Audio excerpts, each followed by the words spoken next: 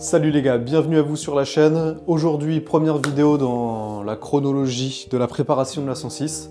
Et pour cette première vidéo, on va sortir le moteur d'origine et vous présenter aussi le futur moteur juste derrière qui va être monté à la place.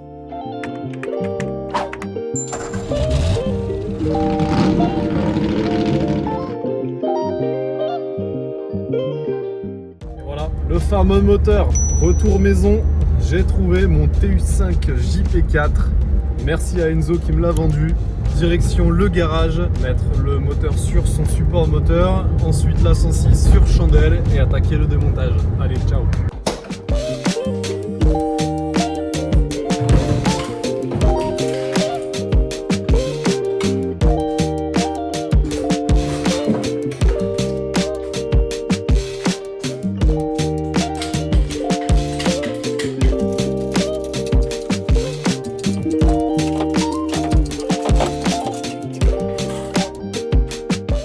Maintenant que le moteur est sur la chèvre, là l'objectif ça va être de le fixer sur le support moteur là. Bon bah là vous pouvez le voir, il est partiellement démonté, mais je vais remettre les pieds et les roulettes de chaque côté. Et ici on vient mettre donc les supports qui permettent ensuite de le fixer sur la platine là. Et n'importe qui a déjà mis un moteur sur un support moteur le sait que c'est toujours la galère de trouver les bonnes vis de la bonne taille pour fixer ça. Surtout que j'ai pas les vis de boîte, parce qu'en fait si vous avez les vis de boîte c'est trop simple. Moi j'ai pas les vis de boîte. Donc j'ai mis des vis standards. Et là c'est une VIX. Oula, une VIX bien sûr. Là c'est une vis d'axe de roue de vélo. Voilà, j'aime faire dans l'originalité. Et celle-là ne tient que à un ou deux filets. Donc je vais pas compter sur ce support là. Les deux du haut et celui du bas là ça devrait le faire. Et maintenant il ne reste plus qu'à rassembler tout ça. Tu t'arrêtes pas. Voilà. Là tu vois c'est déjà plus propre. On voit bien que les deux là ils sont symétriques et là pareil. Donc on fait les régler de manière à bien centrer le moteur.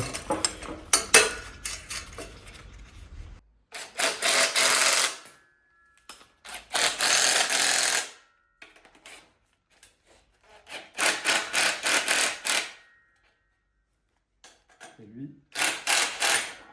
Ah putain, je le savais. Ça a foiré. Lui il tient pas parce que la vis elle est pas assez longue.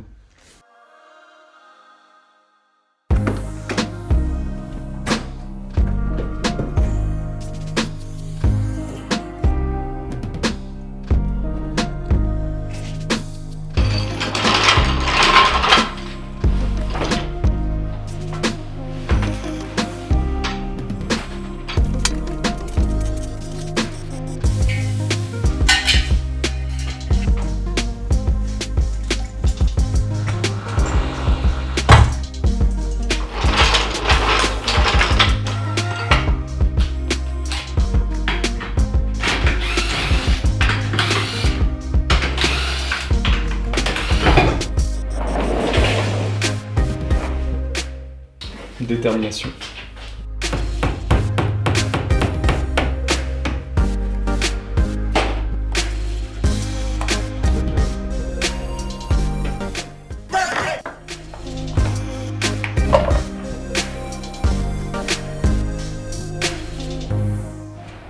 Ouais, j'ai pas filmé mais j'ai avancé un petit peu parce que c'était pas très intéressant.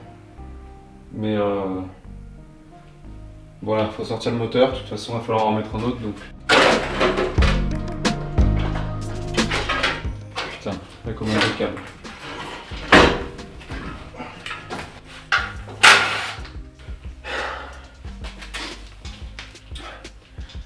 Le moteur est toujours pas sorti, ça fait 1 heure que j'y suis. Faut avancer.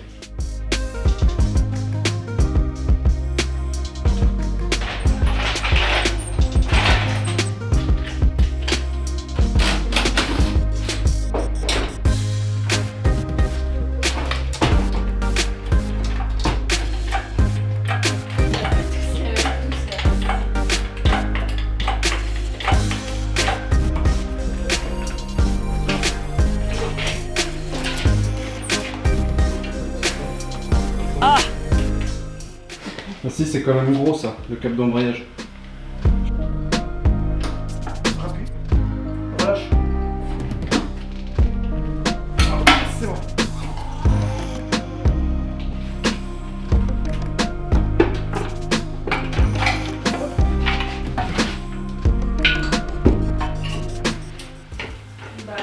la boîte de vitesse, c'est pareil, tout nul le moteur. Mesdames, Messieurs, chers fidèles, j'ai l'honneur de vous présenter l'AB Moteur.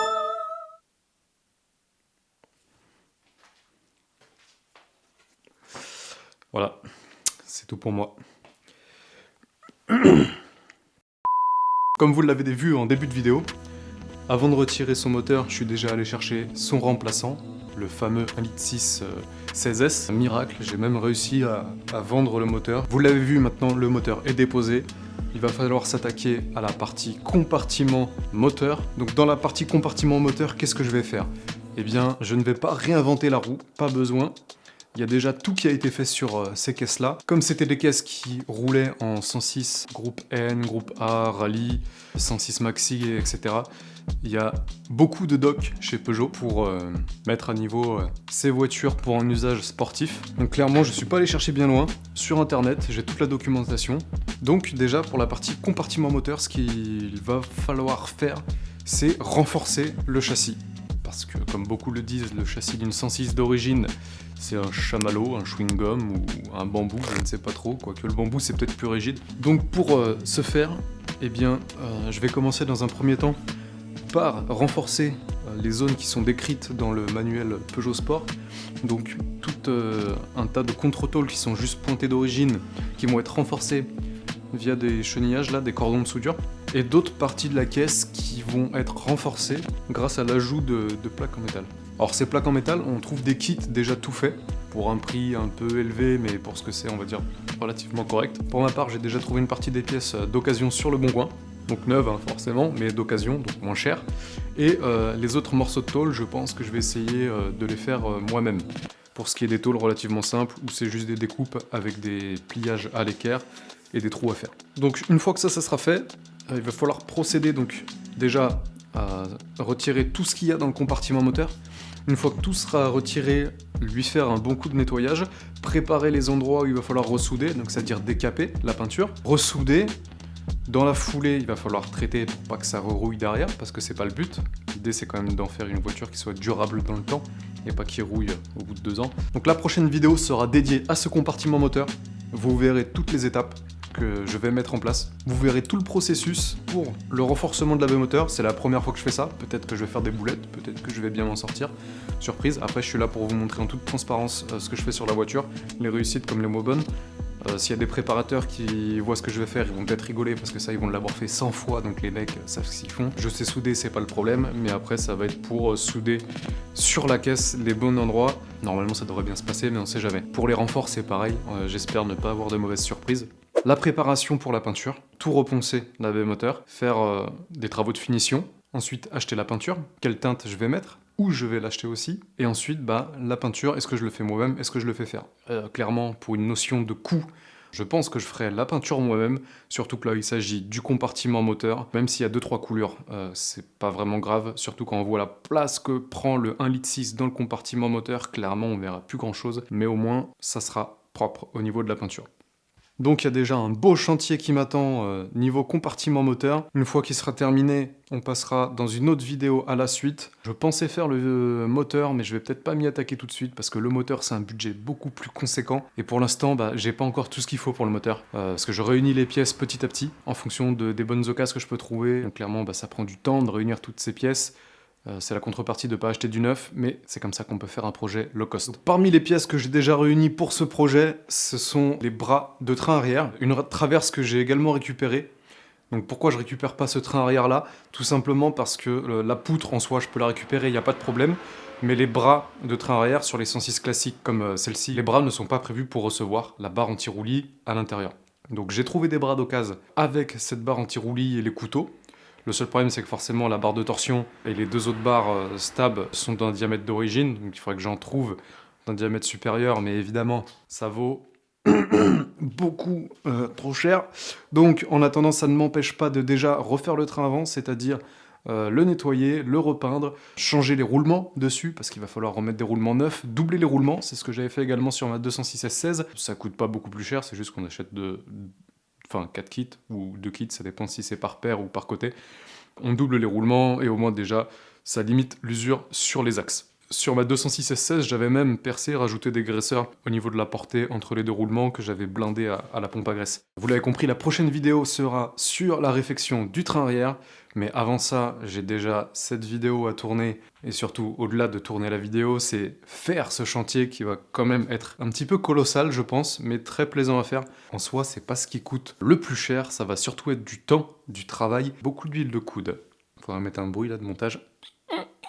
Voilà, j'espère que cette deuxième vidéo vous aura plu, donc certainement un peu plus intéressante que la première qui était juste l'explication du projet. Maintenant sur celle-ci, il y a déjà un peu de mécanique qui a été fait avec la dépose du moteur, mais en soi on n'est toujours pas dans la préparation, donc je sais, c'est pas ce que vous attendez, vous avez envie de voir le moteur ouvert, la culasse usinée, des pistons haute compression, des arbacam 4 cams, les petites techniques, les calculs pour calculer les zones de squish, les rapports volumétriques, les injecteurs, quel injecteur choisir, quel débit, comment. Mais tout ça, moi aussi j'ai très envie, mais chaque chose en son temps, on y viendra. Pour l'instant on fait les choses dans l'ordre. Je démonte la caisse, là je m'occupe de la partie compartiment moteur. Quand déjà la partie compartiment moteur sera fait, ce sera déjà une belle étape.